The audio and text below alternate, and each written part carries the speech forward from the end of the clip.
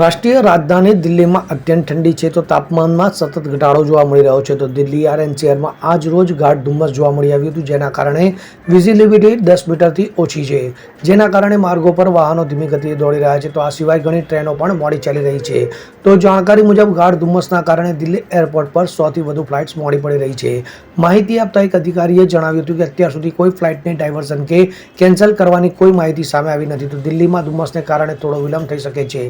ત્યારે ઇન્ડિગોએ સવારે એક પોસ્ટમાં જણાવ્યું હતું કે હવામાનની નજીકથી અમે દેખરેખ રાખી રહ્યા છીએ અને તમને તમારા ગંતવ્ય પર સુરક્ષિત અને સરળતાથી લઈ જવાનો પ્રયાસ કરવામાં આવી રહ્યો છે. તો મુસાફરોને અપડેટ કરેલી ફ્લાઇટ માહિતી માટે સંબંધિત એરલાઇન્સનો સંપર્ક કરવા વિનંતી કરવામાં આવી હતી. તો રાષ્ટ્રીય રાજધાનીમાં ઇન્દિરા ગાંધી ઇન્ટરનેશનલ એરપોર્ટ દરરોજ લગભગ 1300 ફ્લાઇટનું સંચાલન કરે છે. તો ભૂતકાળમાં પણ ઘણા પ્લેનની ફ્લાઇટોમાં આવો જ વિલંબ જોવા મળી આવ્યો હતો. Bureau report CN24 news.